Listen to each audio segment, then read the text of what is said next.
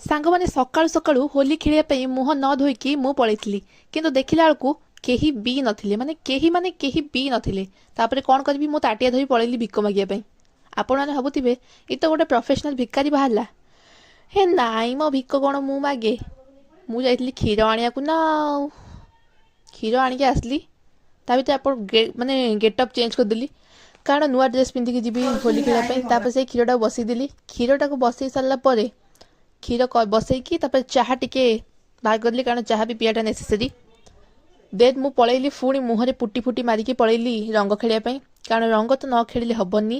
ତାପରେ ମୁଁ ଗଲାବେଳକୁ ବାଟରେ ଦେଖିଲା ବେଳକୁ ଏବେ ବି କେହି ଆସିନାହାନ୍ତି। ମୁଁ କହିଲି ନାଇଁ, ଖୋଜି ଖୋଜିକି ଯିବା। ଦେଖିଲା ବେଳକୁ ଇଏ ଭଉଣୀ ଆମର ମନା କରୁଛନ୍ତି।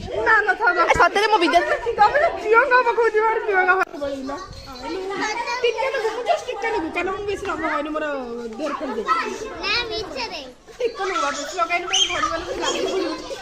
ଏଠି ଆମର ଅଛନ୍ତି ମିସ୍ ଚାମେଲି,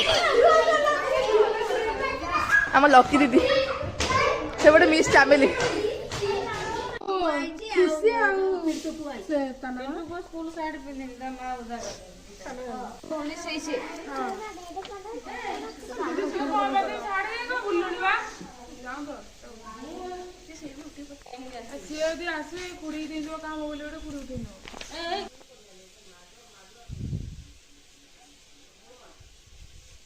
ତାପରେ ଆମ ସମସ୍ତଙ୍କୁ ଅନୁମତି ମିଳିଯାଇଥିଲା ଅଙ୍ଗନବାଡ଼ି ଗୃହ ଭିତରେ ପ୍ରବେଶ କରିବାକୁ, କାରଣ ଆମେ ଭାବିଥିଲୁ ଏଥର ପ୍ଲାନ୍ କରିଥିଲୁ ଏଥର ଅଙ୍ଗନବାଡ଼ି ଘରେ ହିଁ ଫଟୋ ସୁଟ୍ କରିବୁ, କାରଣ କେତେ ସୁନ୍ଦର ସୁନ୍ଦର କଣ୍ଢେଇ ସବୁ ଅଛି ଏଠି, ଫଟୋ ସୁଟ୍ କରିବା ବହୁତ ଭଲ ହେବ।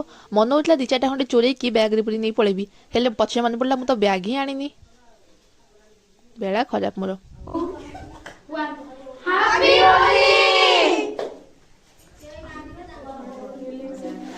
पिला ही। तो गाइस फाइनली आप लोग देख सकते हैं।